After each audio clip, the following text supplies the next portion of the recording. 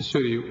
Je ne vais pas m'avancer sur qui devrait faire quoi, mais oui, on devrait avoir une attaque plus agressive tout simplement pour l'efficacité énergétique, peu importe qui va la mettre en branle. Ça a été prouvé à maintes reprises que l'efficacité énergétique et l'économie d'énergie est environ doublement créateur d'emplois que tout projet électrique. Donc, si c'est ce qu'on veut pour la MRC des Basques, créer de l'emploi, c'est pas avec un barrage qu'on va en faire. Tout simplement, c'est 0,5 emplois à long terme. C'est quelqu'un de Rivière-du-Loup qui va venir une fois par semaine à Trois-Pistoles pour enlever la poussière sur les boutons et retourner. C'est pas créateur d'emplois, à part pendant la construction, j'avoue.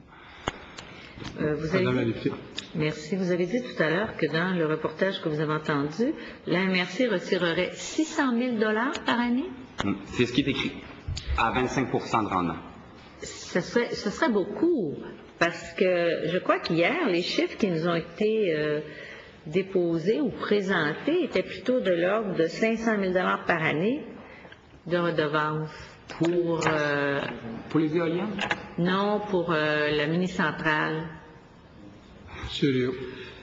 Je vais juste vous dire qu'aux dernières diffusions d'informations par les promoteurs, lors des séances d'information, le chiffre officiel qu'ils nous ont dit était de 125 000 $. Si ça l'a changé depuis la dernière fois, c'est récemment. D'accord. Pour les premiers 20 ans, c'est effectivement 160 000 par année. Mais si on regarde ces chiffres-là, puis on regarde les chiffres qui ont été annoncés pour l'éolien, il me semble que le préfet de la MRC n'aurait pas un gros travail à faire pour conclure l'intérêt de développer des éoliennes. Comment, c'est ce que je me dis. Pardon. Et l'acceptation du public devrait probablement mieux se faire également, parce que c'est des projets pas mal moins destructeurs. Donc, c'est sûr que là, on parle de 600 000 $. Si les chiffres sont justes, et c'est vraiment ce qui va se passer, il me semble que le choix est assez facile à faire. On choisit 125 000 $ ou on choisit 600 000 $? Et est-ce qu'on choisit un projet destructeur ou un projet rassembleur? La députée. Vous dites aussi... c'est un peu... Moi, je suis toujours intéressée à chercher des solutions. Et j'ai de la misère à en trouver dans votre mémoire, mais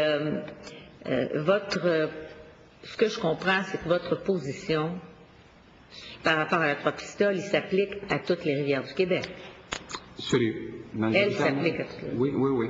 Oui, hein? D'accord. Moi, je n'ai pas d'autres questions à partir de ce que j'ai là. Je pense que Monsieur le député de l'Année-Lévesque. C'est juste une question technique. Pourriez-vous me rappeler les pourcentages et le résultat du vote, là, que vous m'avez dit? 32 % des gens se sont déplacés pour aller voter et c'est 60 % pour, 40 % contre. Monsieur le député de l'Année-Lévesque. Alors, 32 % des gens ont été votés, mais c'est du 60-40. Habituellement, en tout cas, dans ce que j'ai vécu antérieurement, c'est que quand tu es contre, tu vas voter. Quand tu es pour, tu laisses les autres aller voter pour toi.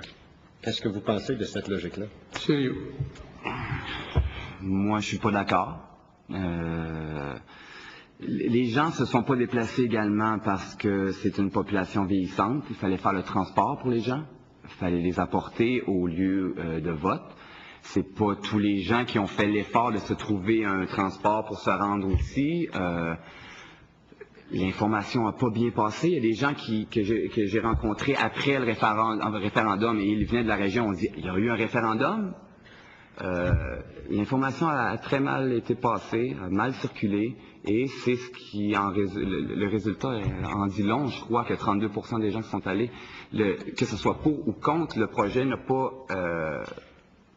stimulé les gens à aller voter d'un côté ou de l'autre. Les gens ont toujours resté... la plupart des gens qui disaient qu'ils n'allaient pas voter étaient plutôt... ne voulaient pas se mêler à ça. Premièrement, disaient que c'était pas à eux autres de choisir ça, qu'ils laissaient le préfet choisir pour lui, et moi je trouve ça aberrant. Je trouve que tout le monde devrait avoir son droit de parole. Mais c'est ça. Et dès qu'on a présenté, on essayait beaucoup de présenter l'opinion des jeunes. parce que c'est eux qui vont avoir avis avec ce projet-là et ça a été une grosse barre avec un 0 pour l'écoute. Donc, il ne me reste plus qu'à vous remercier, M. Rioux, de vous être présenté à la commission et bon retour chez vous. Merci à tous. Donc, je vais demander à M. Gilles Fortin de prendre place. M. Fortin, s'il vous plaît.